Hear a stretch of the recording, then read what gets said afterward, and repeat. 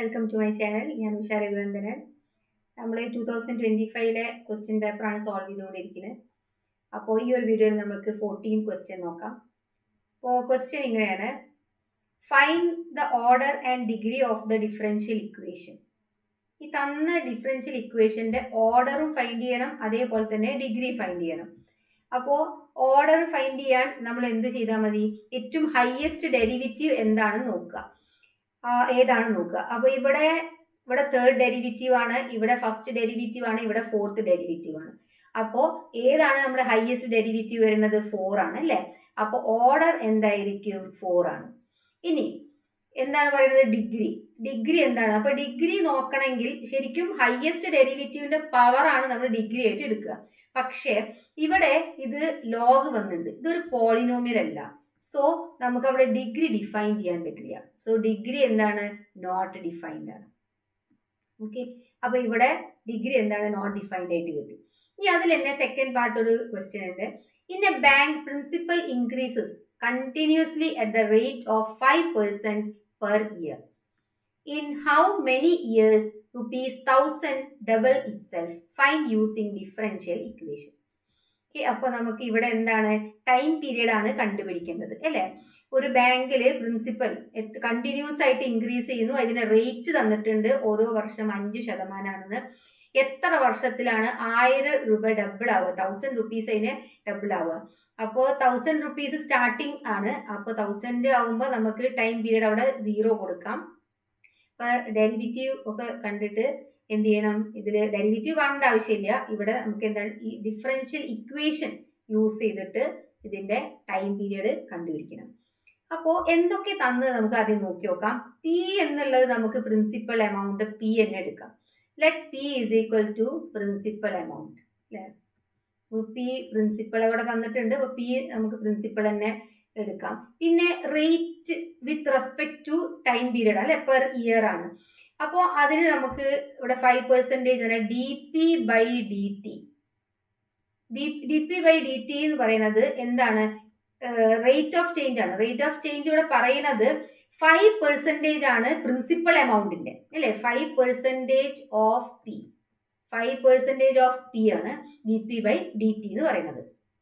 ഇത്രയും കാര്യങ്ങൾ തന്നിട്ടുണ്ട്. അപ്പൊ ഈ കാര്യങ്ങൾ ചെയ്ത് കഴിഞ്ഞാൽ നമുക്കിവിടെ പിന്റെ വാല്യൂ എന്ത്? 1000 പ്രിൻസിപ്പൽ കൊടുക്കാൻ പറ്റുള്ളൂ. അപ്പൊ ഇതിനെ നമുക്കൊന്ന് സോൾവ് ചെയ്യുമ്പോൾ എന്താ കിട്ടുക നോക്കാം. D P by d t ഇതിനെ നമുക്ക് ഇങ്ങനെ എഴുതാലോ. 5% എന്ന് പറഞ്ഞാൽ 5/100 ഓഫ് പി, ഇങ്ങനെ എഴുതാലോ. ഇനി ഇതിനെ നമുക്കൊന്ന് സിംപ്ലിഫൈ ചെയ്താൽ നമുക്ക് 1/20 കിട്ടുമല്ലോ. സോ നമുക്ക് എന്ത് കിട്ടി ഇവിടെ? D P by d t is equal to p by 20 എന്ന് കിട്ടി. ഓക്കെ, പി ബൈ 20 എന്ന് കിട്ടി.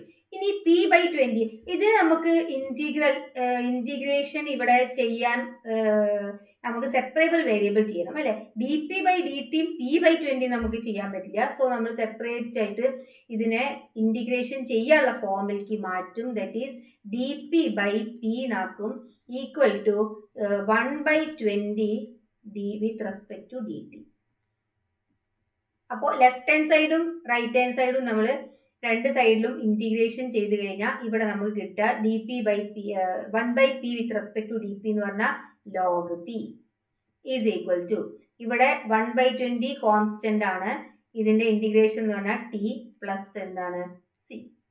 ഓക്കെ, അപ്പൊ ഇങ്ങനെ നമ്മൾ എഴുതി. ഇനി എന്ത് ചെയ്യണം?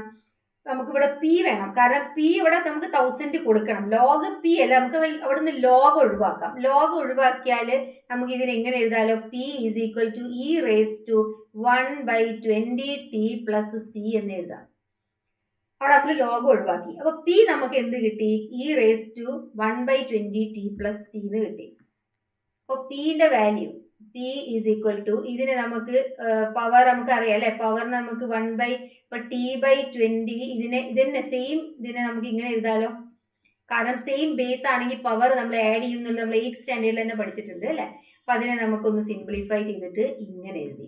ഇനി ഇ റേസ് ടു സിനെ നമുക്ക് വേറെ ഏതെങ്കിലും ആൽഫബറ്റ് എടുത്തു കഴിഞ്ഞാൽ നമുക്ക് വെറുതെ സി എന്ന് കൊടുക്കാം. ഇതിനെ ഇ റേസ് ടു സി നമുക്ക് സി എന്ന് കൊടുക്കാം. E raise to t by 20 ഇതാണ് നമുക്ക് കിട്ടിയ ഇക്വേഷൻ. അപ്പൊ ഇതില് പി ഓൾറെഡി ഇവിടെ തന്നിട്ടുണ്ട്. ക്വസ്റ്റ്യനിൽ എന്താണ് പി ഉണ്ട്. അപ്പൊ നമുക്ക് കിട്ടിയ ഇക്വേഷൻ നമുക്ക് ഇവിടെ എഴുതി എടുക്കാം. അപ്പോ പി നമുക്ക് കിട്ടിയത് എന്താണ്? P is equal to c e raise to t by 20 into ഇവിടെ എഴുതിയ സി. അപ്പൊ ഇതാണ് നമുക്ക് കിട്ടിയത്. ഓക്കെ, ഇനി ഈ ക്വസ്റ്റ്യനിൽ തന്നിട്ടുണ്ട് പി എന്ന് പറയുന്നത് 1000 ആണ് ആദ്യത്തെ ഒരു term, that is time period 0. അപ്പൊ ഇത് ഇവിടെ കൊടുത്തു കഴിഞ്ഞാൽ നമുക്ക് സിന്റെ വാല്യൂ കിട്ടും അല്ലെ. ഇപ്പൊ പി 1000 കൊടുത്തു, സി നമുക്ക് അവിടെ ഫൈൻഡ് ചെയ്യണം.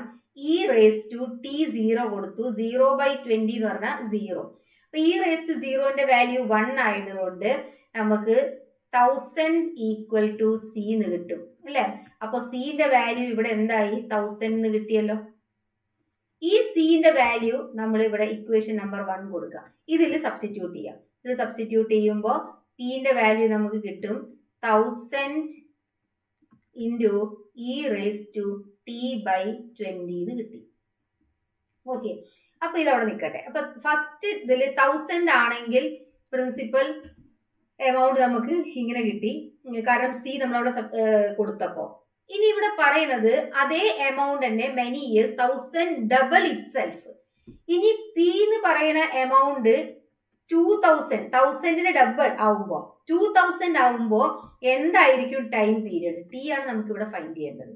അപ്പൊ ഇതേ ഇക്വേഷനിൽ തന്നെ ഇപ്പൊ നമുക്ക് കിട്ടിയ ഇക്വേഷൻ ഉണ്ടല്ലോ, ഇക്വേഷൻ നമ്പർ 2ല് നമുക്ക് ഈ വാല്യൂ ഒന്ന് സബ്സ്റ്റിറ്റ്യൂട്ട് ചെയ്ത് നോക്കാം. അപ്പൊ പിന്റെ വാല്യൂ അവിടെ എന്താ പറയുന്നത്? 2000. പിന്നെ നമുക്ക് കിട്ടിയതിൽ 1000 ഉണ്ട്. E raise to t by 20 ആണ്. ഓക്കെ, അപ്പോൾ ഇവിടെ ഒന്ന് സോൾവ് ചെയ്തെടുത്താൽ 3 0 പോകും. 2 is equal to E raise to t by 20 എന്ന് കിട്ടും. ഓക്കെ, ഇനി ഈ ഈനൊക്കെ നമുക്ക് റിമൂവ്, കാരണം നമുക്ക് വാല്യൂ ആണല്ലോ വേണ്ടത്. ഈനൊക്കെ നമ്മൾ റിമൂവ് ചെയ്യണമെങ്കിൽ നമ്മൾ എന്ത് ചെയ്താൽ മതി? രണ്ട് സൈഡും ലോഗ് എടുത്താൽ മതി. സോ ലോഗ് 2 എന്ന് പറയുന്നത് ടി ബൈ 20 എന്ന് കിട്ടി. നമുക്ക് ഫൈൻഡ് ചെയ്യേണ്ടത് എന്താ? ടിന്റെ വാല്യൂ ആണ്. So T is equal to 20 log 2 എഴുതാം ടു ദ ബേസ് ഇ.